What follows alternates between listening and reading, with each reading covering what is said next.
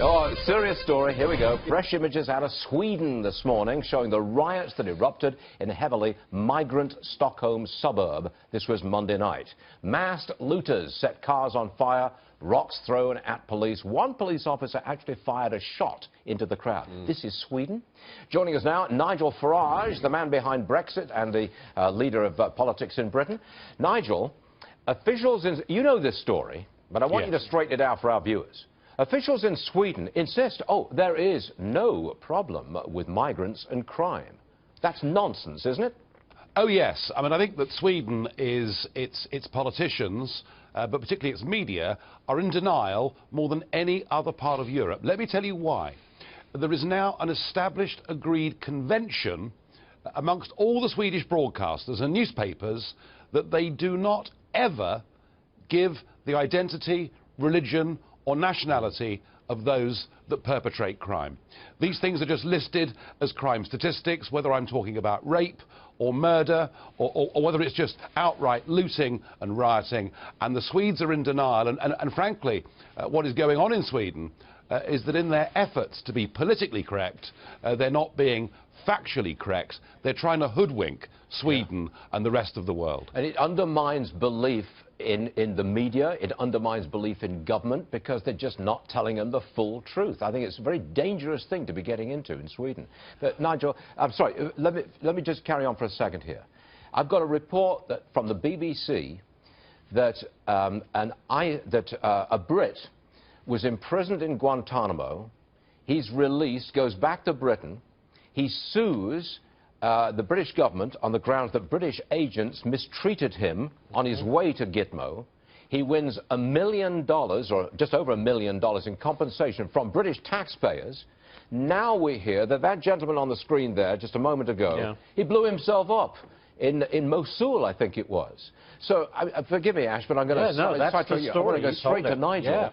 Now, what on earth is the British government doing paying over $1 million to a man who then becomes a terrorist in Mosul? What's going on?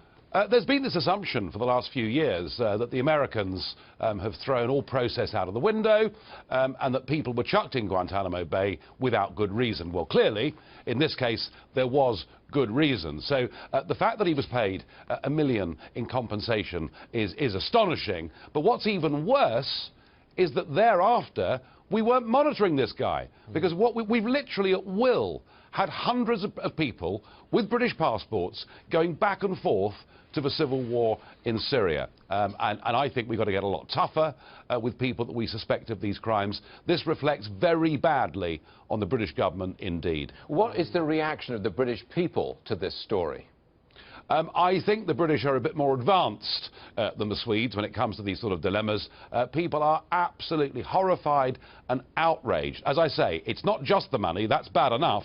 It's the fact that we do not appear to be monitoring people like this. And, OK, this guy's blown himself up, but hundreds of people have gone from Britain to fight in Syria, to fight with ISIS, to become even more brutalised, and then at will have come back into our communities. We've got to get a lot tougher on this stuff. A real fast update, please, on the two elections coming up in Europe. Geert Wilders in the Netherlands, he might win. Marine Le Pen in France might win. What's the odds here of them both winning?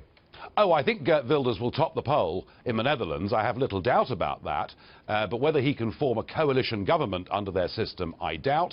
As far as France is concerned, Marine Le Pen has put out her manifesto, her platform, her 144-point plan for France. When it comes to questions like terrorism, when it comes to questions like the European Union, it is very sound and very solid. It remains to be seen who will get through to the last round. There'll be about 14 candidates that compete in the first round, and 2 will go to a head-to-head. I would say this to you. If it's her against the young socialist Macron, good-looking though he is, if it's her against him, I think she's got every chance. Wow.